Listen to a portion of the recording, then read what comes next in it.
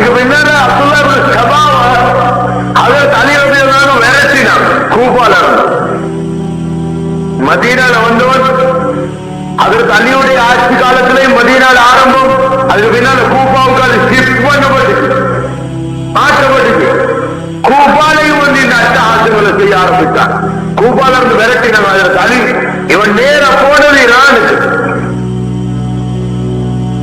ஈரான்ல உள்ள முஸ்லிம்கள் எல்லாம் புதிய முஸ்லிம்கள். அதற்கு உமர் ரலியல்லாஹு அன்ஹுடைய காலத்தில் இஸ்லாத்தை ஏற்றுக்கொண்டவர். அதுக்கு முன்னால இல்ல. அதற்கு உமர் கத்தாப் ரலியல்லாஹு அன்ஹுடைய ஆட்சி காலத்துல தான் இந்த மதாயின், இந்த ஈரான் இந்த கைப்பற்றப்படும்.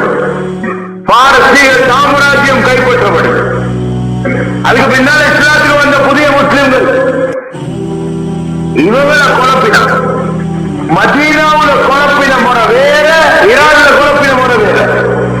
மதீனால குழப்பினா ஹஜ்ரத் அலி, ஹஜ்ரத் உஸ்மானை விட சிறந்தவர், அபூபக்கர் உமரை விட சிறந்தவர், முதலாவது கலீஃபாவா வந்திருக்க வேண்டியவர், அல்லாஹ்வுடைய ரசூலுடைய வஸியாக இருக்கிறார். வஸி என்றா ரசூலுல்லாஹ் கூட அவரும் அலி தான்.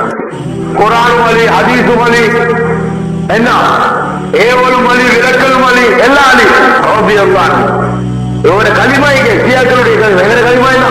லா இலாஹ இல்லல்லாஹ் முஹம்மதுர் ரசூலுல்லாஹ். இதை படிச்சுதான் இந்த கலிமாவை சொல்லிதான் ஹஜ்ரத் அலியும் இஸ்லாத்தை ஏற்றுக்கொண்டார். யாரு? ஹஜ்ரத் அலி. ஆனா இவனுக்கிட்ட இஸ்லாத்தை ஏற்றுக்கொள்றா கலிமா என்ன? லா இலாஹ இல்லல்லாஹ் முஹம்மதுர் ரசூலுல்லாஹ் அலியுன் வலியுல்லாஹ் வஸிய்யுர் ரசூலுல்லாஹ் கலீஃபத்துன் பில் அர்த். இந்த வார்த்தைகள் எல்லாம் சொல்லுவார். அவன்தான் முஸ்லிம்.